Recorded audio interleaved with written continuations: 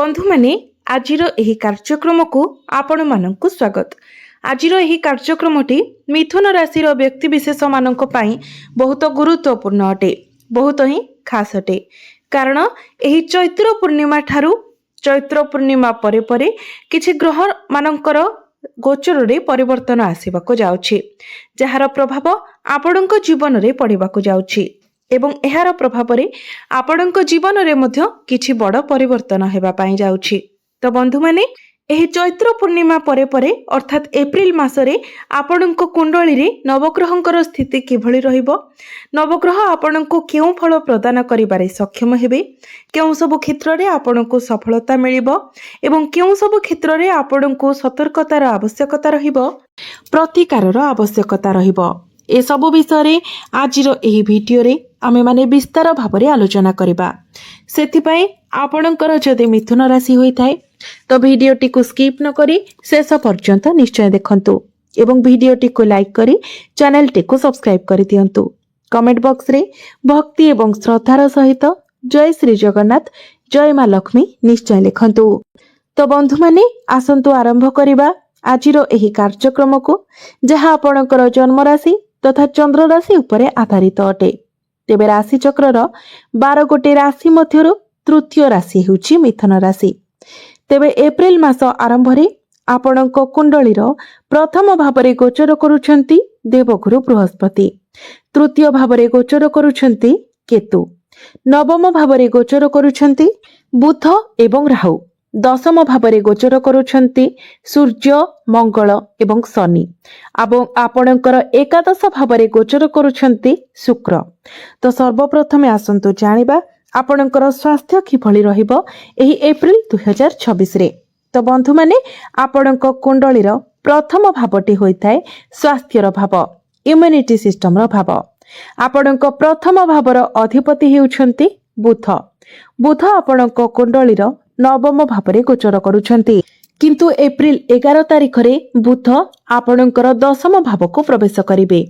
तेबे शुक्र आपणकर एकादश भावरे बहुत भल स्थिति रे अछंती। तो स्वास्थ्य आपणकर बहुत भल रहिबो।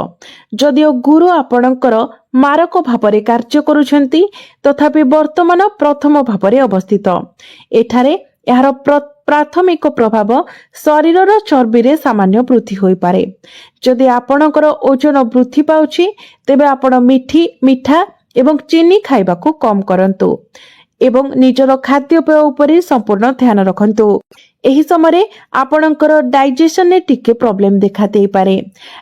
आपणकर पेट जनित समस्या मध्य देखा देई पारे। प्रथम भावरे गुरुंकर उपस्थिति मुख्यतः एही निर्दिष्ट चिंता सृष्टि करूछि।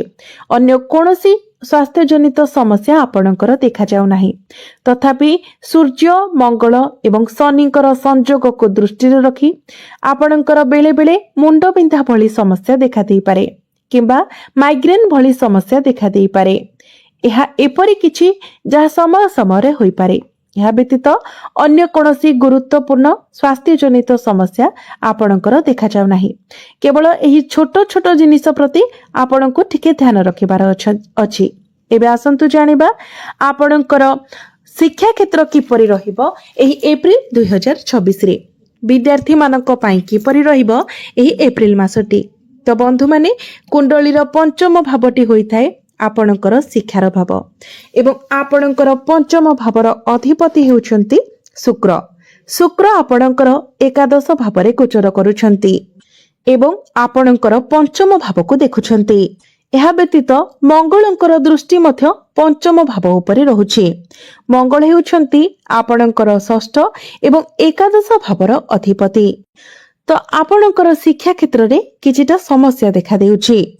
आपणक मध्य टिके कन्फ्यूजन देखा देई पारे, विशेष करी जेतेबेले गुरु पंचम भाव को देखुछंती एवं मंगल मध्य पंचम भाव को देखुछंती।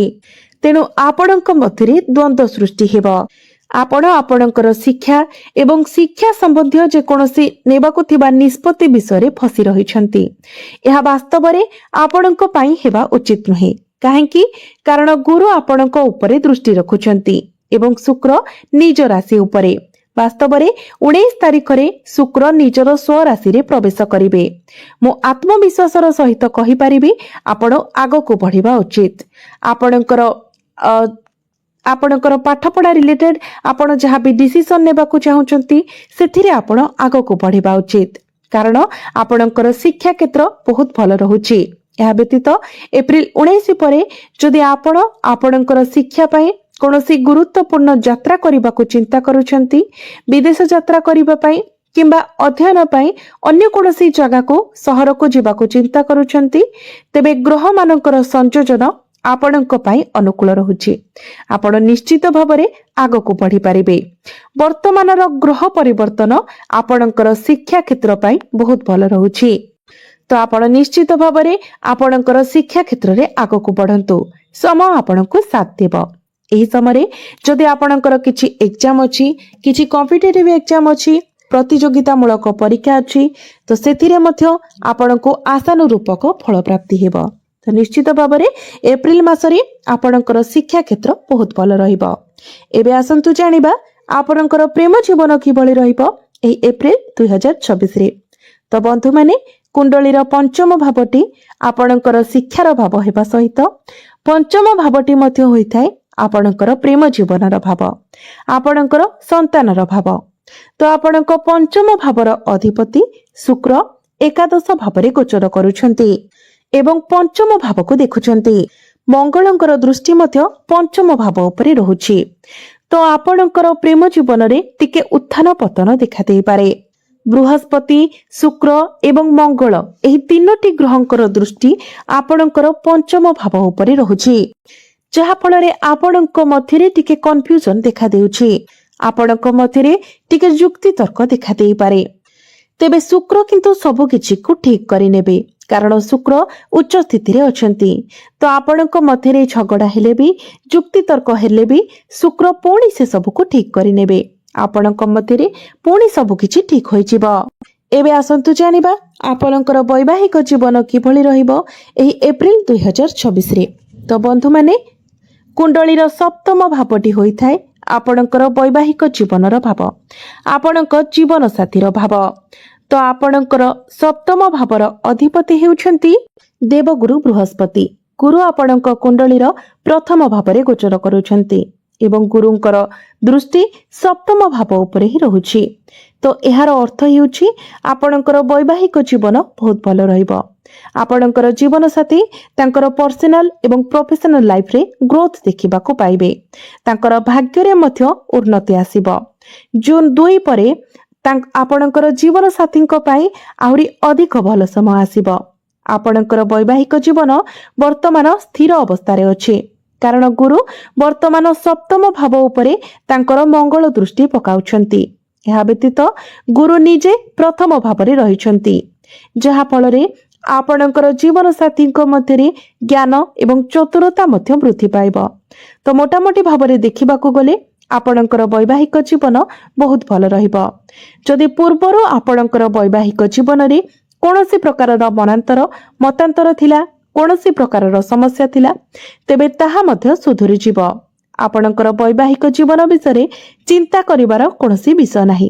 ଏବେ ଆସନ୍ତୁ ଜାଣିବା ସବୁଠାରୁ ମହତ୍ୱପୂର୍ଣ୍ଣ ବିଷୟବସ୍ତୁ ଆପଣଙ୍କର ଭାଗ୍ୟ, କ୍ୟାରିୟର ଏବଂ ବ୍ୟାପାର ବାଣିଜ୍ୟର ସ୍ଥିତି କିଭଳି ରହିବ ଏହି ଏପ୍ରିଲ 2026ରେ।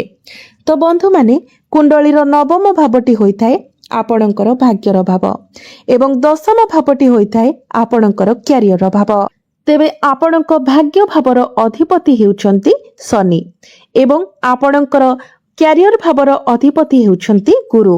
ତ ଆପଣଙ୍କ ଭାଗ୍ୟ ଭାବର ଅଧିପତି ଶନି ଆପଣଙ୍କର ଦଶମ ଭାବରେ ଗୋଚର କରୁଛନ୍ତି, କେନ୍ଦ୍ରରେ ଗୋଚର କରୁଛନ୍ତି। ଗୁରୁ ମଧ୍ୟ ଆପଣଙ୍କର ଭାଗ୍ୟ ଭାବକୁ ଦେଖୁଛନ୍ତି। ତଥାପି ରାହୁ ଆପଣଙ୍କର ଭାଗ୍ୟ ଭାବରେ ଗୋଚର କରୁଛନ୍ତି। ଗୁରୁ ଆପଣଙ୍କର ଭାଗ୍ୟକୁ ବୃଦ୍ଧି କରିବା ପାଇଁ କାମ କରୁଛନ୍ତି, କିନ୍ତୁ ରାହୁ ଏଠାରେ ବାଧା ଦେଉଛନ୍ତି। ସେ କହୁଛନ୍ତି ଅପେକ୍ଷା କର, ମୁଁ କିଛି ବିଳମ୍ବ କରାଇବି, ମୁଁ କିଛି ବାଧା ସୃଷ୍ଟି କରିବି। ତାପରେ ବୃହସ୍ପତି ଉତ୍ତର ଦିଅନ୍ତି, ତୁମେ ଯେତେ ଇଚ୍ଛା ବାଧା ସୃଷ୍ଟି କର, ମୁଁ ନିଶ୍ଚିତ ଭାବରେ ଭାଗ୍ୟକୁ ଜୟ କରାଇବି। ତେଣୁ ଏଠାରେ ଦୁଇଟି ଭିନ୍ନ ଶକ୍ତି ଖେଳରେ ଅଛନ୍ତି। अधिकंतु भाग्य भावर अधिपति शनि घोषणा करुछंती जेहेतु मु एक केन्द्र रे अवस्थित तेणु भाग्य स्वाभाविक भाव में शक्तिशाली हब। एसबुर अर्थ हेउछि आपणकर भाग्य प्रबल रहुछि। भाग्य रे विलंब देखा जाई पारे किंतु आपण जो भी कार्य रे हाथ देबे सेथिरे सफलता मध्य आपणको निश्चित भाव में प्राप्ति हेबो। तेणु आपण कोनोसी कथारे डरी न जाई आगको बढ़ंतु। आपणको निश्चित भाव में सफलता मिलिबो कारण गुरु नवम भाव में दृष्टि रखुछंती। नवम भावर अधिपति शनि दशम भाव में बहुत भल स्थिति रे अछंती। यार अर्थ आपण जो भी कार्य रे हाथ देबे सेथिरे आपणको सफलता मिलिबो। कार्यर आरंभ रे आपण टिके चिंतित किंबा नर्भस अनुभव करि पारंती।